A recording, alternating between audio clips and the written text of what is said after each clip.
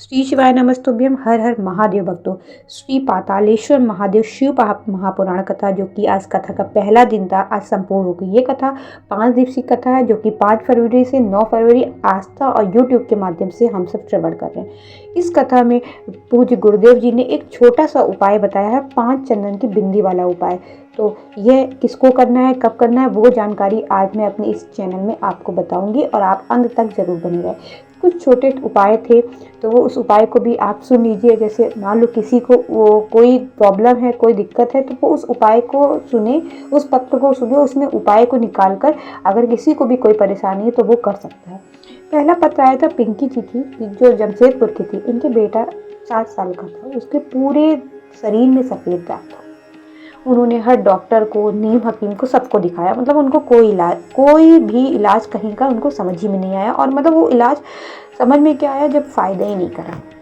फिर क्या हुआ, उन्होंने बताया कि उनकी माताश्री ने कथा सुनी टीवी पर, पंडित जी सीहोर वाले। तो उन्होंने कहा, सीहोर वाले बता रहे थे कि भगवान पर भस्म चढ़ाकर उस भस्म का एक प्रयोग उन्होंने बताया। दूसरा उपाय उन्होंने बताया कि जब गाय अपने बच्चे को दूध पिलाती है, तो जब बच्चे को दूध पिलाती है तो गाय के मुख में जो फेन आ जाता है, उस फेन को उन्होंने चम्मच में निकाला। उस फेन को जो उस बच्चे के चर्म रोग था, जो उस बच्चे के सफ़ेद दाग था, उसके पूरे शरीर में लगाना प्रारंभ किया। और आज उनका बेटा पूरी तरह से चर्म रोग से मुक्ति मिल गई। उस बच्चे को चर्म रोग नहीं था। वो अपने बच्चे को लेकर आई थी बाबा के दरबार में नमन करने। दूसरा पत्र आया था ज्योति जी, जो रामगढ़ की थी। उन्होंने ये कहा कि वो संतान का सुख उन्हें प्राप्त नहीं था, वो बच्चे की आस लगाए बैठी थी। रिश्तेदार के कहने पर वो पहली बार तो शिव मंदिर गई, वहाँ पर उन्होंने जल चढ़ाना प्रारंभ किया। उन्होंने पशुपति व्रत भी किया। तब उन्होंने कहा, जब मैंने पहला पशुपति व्रत किया तो मुझे मतलब कोई फल नहीं मिला, लेकिन शिव हैं। उन्होंने कहा, मेरा एक व्रत नहीं, फिर मैंने दोबारा से पशुपति व्रत किया। फिर जब व्रत किया, उन्होंने जल चढ़ाया, बाबा पर बेलपत्ती चढ़ाई, उस बेलपत्ती को खाना प्रारंभ किया। जो जल चढ़ाया, जल को पीना प्रारंभ किया, और उन्होंने कहा कि अब मेरे घर में संतान का सुख हमें प्राप्त हो गया। ये सिर्फ बाबा की दया है। तो एक पत्र ये ज्योति जी लेकर आई थी। हाँ, तीसरा उपाय जो मैं आज आपको बता रही हूँ, चंदन की बिंदी वाला उपाय। ये देखिए कब आपको करना है। अगर आपको रात्रि में सोते समय या स्वप्न में सर्प नजर आता है, या कोई मरा हुआ व्यक्ति आपको सपने में दिखता है, या आपको कोई डरावनी वस्तु रात में सोते समय नजर आती, तो आपको एक छोटा सा उपाय करना है। आपको क्या करना है, शिवलिंग के 5 स्थान ऐसे नियुक्त कर लीजिए, ऐसे मतलब ऐसे कर लीजिए कि हम वहाँ पर चंदन और चावल का दाना चिपका, जो चंदन ले लेना है, थोड़ा चावल का दाना उसी में चिपका लेना है, और उसको 5 जगह आपको लगाना है। ऐसे जैसे मैं आप देख रहे हैं मेरी वीडियो में, इस तरह आपको 5 जगह लगाना है। और एक बेलपत्र ले लीजिए, उस बेलपत्र को अशोक सुंदरी वाली जगह पर पहले समर्पित कर दीजिए। उसके बाद चंदन का ये आप प्रयोग करेंगे। कह रहे थे कि जब प्रदोष काल के समय जब आपका ये काम हो जाए, तो प्रदोष काल के समय आप उस बेलपत्र को उठाकर, प्रदोष काल का समय जब होता है, जब सूर्य डूब रहा होता है और चंद्रमा का उदय होता है, उस समय को प्रदोष काल कहते हैं। तब उस आप बेलपत्र को उठाकर अपने घर आ जाइए और भगवान पातालेश्वर महादेव का नाम लेकर उसको खाना है। कभी जिंदगी में आपको सांप का भय नहीं होगा, कभी भी जिंदगी में आपको सांप का भय नहीं होगा। और आपको जो मरा हुआ व्यक्ति दिखाई देता है, या आपको डरावनी वस्तु दिखाई देती, तो वो भी आपको कभी नहीं दिखाई देगी। आप एक छोटा सा ही उपाय करिएगा। पूज्य गुरुदेव जी ने कहा है कि जीवन में अगर बहुत तकलीफ हो, चल रही हो, कष्ट में जीवन चल रहा हो, तो आप जल चढ़ाओ, क्योंकि जल में 33 कोटि देवी देवताओं शिव के मंदिर में शिवलिंग में विराजमान करते हो। आप जो जल चढ़ाएंगे, उस जल का आपको बहुत अधिक फल मिलेगा। एक थी विनीता जी थी, गम्हरिया से आई थी ऐसे।